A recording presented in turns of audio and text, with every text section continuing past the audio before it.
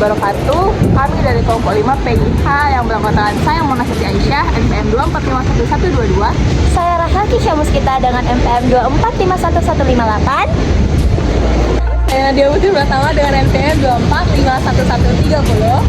Saya Yasa Olivia Harefa dengan MPM 2451107. Saya Nabila Ardiansyah dengan MPM 2451108. Berikut adalah video kami. Di sini saya akan menjelaskan tentang tujuan hukum. Yang pertama ada tujuan hukum nasional. Tujuan hukum nasional Indonesia yakni ingin mengatur secara pasti hak-hak dan kewajiban lembaga tertinggi negara, lembaga-lembaga tinggi negara, semua pejabat negara, dan setiap warga Indonesia agar semuanya dapat melaksanakan kebijaksanaan dan tindakan demi terwujudnya tujuan nasional bangsa Indonesia, yaitu terciptanya masyarakat yang terlindungi oleh hukum, cerdas, terampil, cinta dan bangga bertanah air Indonesia. Yang kedua ada tujuan hukum universal.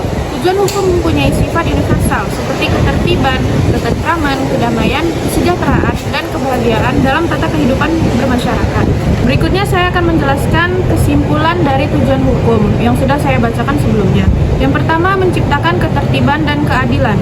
Hukum menjaga keseimbangan antara kepentingan individu dan masyarakat. Kedua, memberikan perlindungan.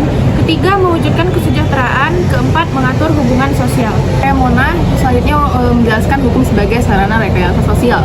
Hukum selalu berkaitan dengan masyarakat yang dimana terdapat aligium hukum yang menyebutkan ubis societas ibi ius, yang artinya di mana ada masyarakat di situ ada hukum. Hukum ini memiliki peran untuk menjaga ketertiban, keadilan, dan keamanan untuk masyarakat. Hukum juga mempengaruhi terhadap segala aspek kehidupan manusia seperti kesusilaan, pernikahan, lingkungan, kesehatan, dan lain-lain.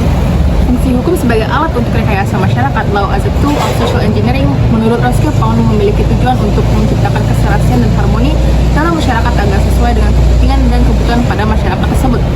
Law as a tool of social engineering adalah sebuah teori disampaikan oleh Roscoe Pound yang artinya hukum menjadi alat pembaharuan atau merekayasa pada masyarakat. Dalam hal ini, hukum diharapkan turut andil dalam perubahan nilai sosial pada masyarakat, sehingga ia menyatakan hukum bukan hanya untuk meneruskan kekuasaan, tapi dapat memiliki fungsi sebagai alat rekayasa sosial. Selanjutnya, mazhab hukum yang akan dijelaskan oleh Nadia. Baik, di sini saya akan melanjutkan materi tentang mazhab hukum. Mazhab hukum adalah suatu aliran pemikiran yang mengkaji dan menjelaskan asal, sifat, serta fungsi hukum dalam masyarakat. Yang pertama ada mazhab hukum alam, yaitu merupakan salah satu aliran tertua dalam pemikiran hukum. Mazhab hukum alam juga memahami hukum sebagai refleksi dan moralitas dan etika universal. Hukum dianggap sebagai sifat abadi dan tidak terpisah dari nilai-nilai moral. Lalu yang kedua ada mazhab sejarah, dikenal juga dengan historis restuel, dipelopori oleh Friedrich von Stagif, yang berpendapat bahwa hukum berkembang bersama masyarakat dan dipengaruhi oleh kondisi sosial dan budaya.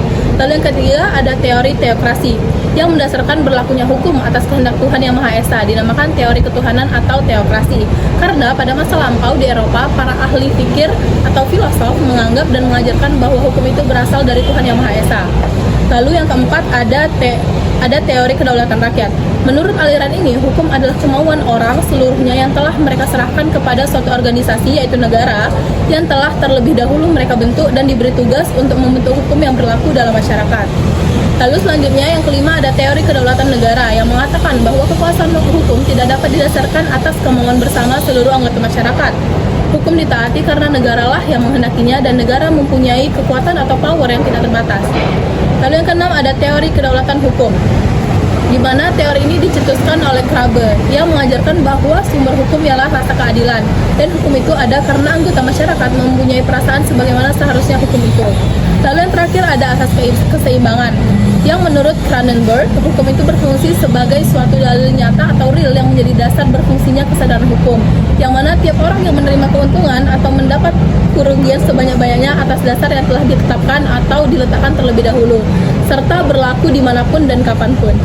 Selanjutnya akan dijelaskan oleh Nabil, yaitu logika dan penalaran hukum.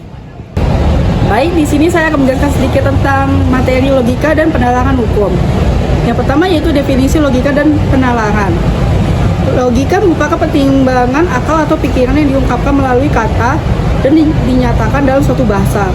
Sedangkan penalaran adalah kegiatan akal budi dalam memahami makna setiap pengertian dalam suatu proposisi, menghubungkan suatu proposisi dengan proposisi lain.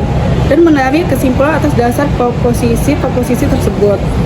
Jadi, kalau penalaran hukum itu adalah penerapan prinsip berpikir lurus atau logika dalam memahami prinsip, aturan, dan data, fakta, dan proposisi hukum. Yang kedua ada hubungan logika dengan penalaran hukum. Dengan adanya penalaran hukum bukan dipahami sekedar hafal pasal belaka saja. Hukum juga bukan sekedar norma atau aturan yang ditetapkan otoritas tertinggi dan wajib diikuti. Yang ketiga ada bentuk penalaran hukum. Bentuk penalaran hukum ada dua, yaitu yang pertama penalaran induktif, yaitu proses penarikan kesimpulan umum berdasarkan pengalaman, data, fakta, atau pengetahuan terbatas sebagai premis yang kita miliki. Yang kedua penalaran deduktif adalah metode berpikir yang dimulai dari premis atau prinsip umum untuk mencapai kesimpulan yang spesifik.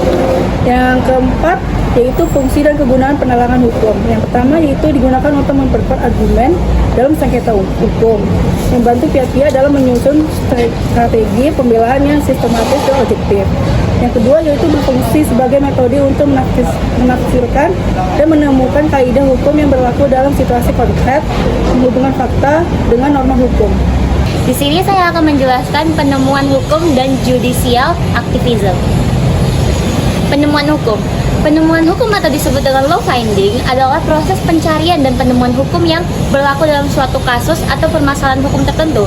Penemuan ini dilakukan oleh hakim, pengacara, atau peneliti hukum untuk menentukan hukum yang relevan dan berlaku dalam suatu kasus. Nah, ada beberapa cara nih dalam menentukan penemuan hukum. Yang pertama itu adalah penentuan hukum melalui undang-undang. Yang kedua adalah penemuan hukum melalui jurisprudensi. Yang ketiga ada penemuan hukum melalui doktrin. Yang keempat penemuan hukum melalui kebiasaan. Yang kelima penemuan hukum melalui perjanjian internasional. Selanjutnya adalah judicial activism. Yang pertama, judicial activism adalah istilah lain dari keaktifan hakim atau keaktifan pengadilan. Yang kedua, judicial activism dapat diartikan sebagai suatu filosofi dari pembuatan putusan peradilan, di mana para hakim berdasarkan pertimbangan-pertimbangan putusannya terhadap perkembangan baru atau kebijakan publik yang berkembang. Oleh karena itu, suatu peristiwa konkret harus ditemukan hukumnya dengan menjelaskan, menafsirkan, atau melengkapi dan menciptakan aturan hukum agar hukum dapat diketemukan. Dalam upaya menemukan hukumnya, terdapat beberapa metode penemuan melalui hukum, yaitu yang pertama, penafsiran hukum. Yang kedua, argumentasi hukum. Yang ketiga, konstruksi hukum. Gua tunjukin, tugas udah siap, gak ada beban, jangan lupa nilai A-nya. Terima kasih.